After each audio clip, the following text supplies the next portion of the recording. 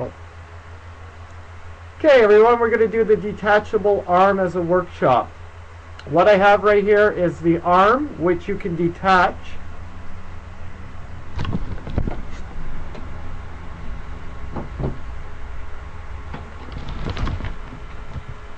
Detach and retach very easily. And it stays on good and solid. It will not come off at all. And why you may want to use this feature is partially for packing sometimes. You can also use it to change clothing on puppets, which can be very challenging. Even if you have lots of time, it's still easier to have them removed and to put them back on.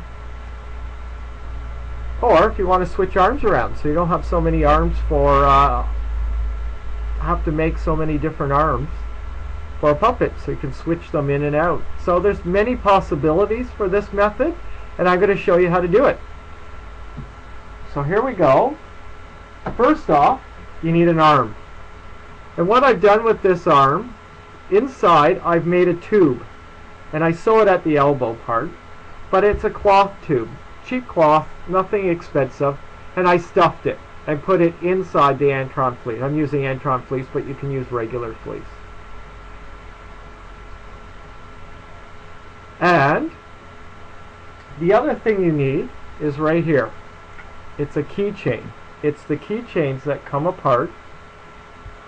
Sometimes they come in packages, and sometimes they don't. But this one is a package one, and if you see the demo here, and I'll show you a real one, I'm just showing you the material list.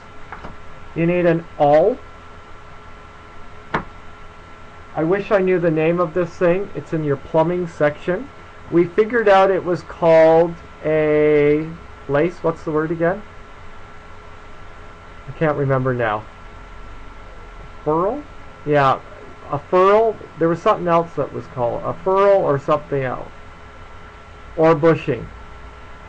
They didn't know at the hardware store the name of it. But this is what it looks like. It looks like a top hat, and it's see-through all the way through. Okay? Dull arm joints. One of the pieces out of the dull arm joints. The flat one. Okay? Pair of scissors. Epoxy. Any type of epoxy. This is what I have. Or plumbers. I don't know where my head is tonight. Plumbers, what is it called, Sean? Sean knows. He'll come on in a moment and tell me. Yeah, they didn't know what it was. Plumber's putty. You can use that as well. I just have something to put the epoxy in, and good old contact cement, whatever you want to use to put it all together. And a brush for applying the contact cement. Small brush is best. Okay, so basically what you need to do is to get your epoxy going. So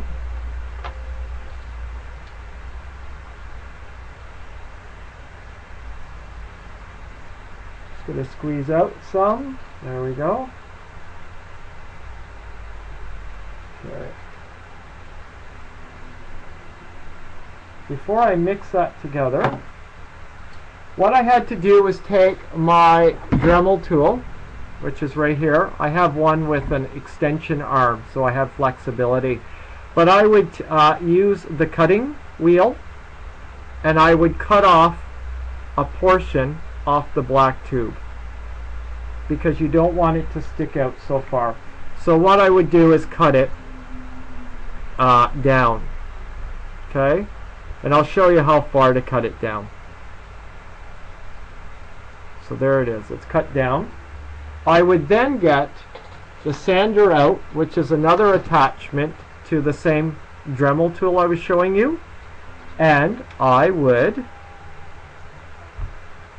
grind the center to make it larger so it will fit around here nicely.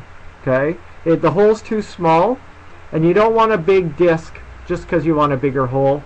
Keep it small and just grind out a bit at a time until it fits snugly around the black part. Okay? And I'll show you better when I get there. Okay. So here's the keychain without the rings. I do remove them off, the rings that come in the package. They're just key rings. And you'll notice you have to push in one side and it comes apart. Okay? This part that you push in right here goes into the arm, and this part goes into the body.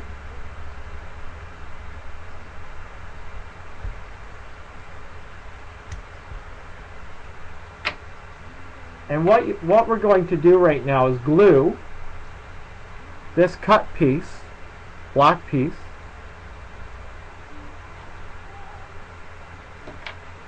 onto the thing. It'll fit on like that. If you see, I'm covering the push button, okay, and I'm going to push it on like that. So I'm going to just do that quickly. I'm going to mix the glues. Now what I've done also is already cut the holes to where I want the pieces to go in on both the arm and the body, because you need to be ready when you mix epoxy. You've got a limited amount of time to before it sets. So I've also cut a hole where I wanted it to go, and that's something you can do. I use my awl to make the hole bigger, which I've talked about previously. Sometimes I have to use scissors to cut, but very little cutting, unfortunate, because it is a bit bigger than average. Okay, so I've done that for the body and the arm. So that's where the awl comes in. So now I'm mixing the glue. I just use the toothpick to apply the epoxy, because just because it's the easiest thing. It's small. You don't need a lot of detail. So here we go. Hopefully I won't drop any on my computer. So I'm going to apply the epoxy, goop it on around the base of the plastic, where the base touches the metal on this. So if you can see, I'm putting it on right there.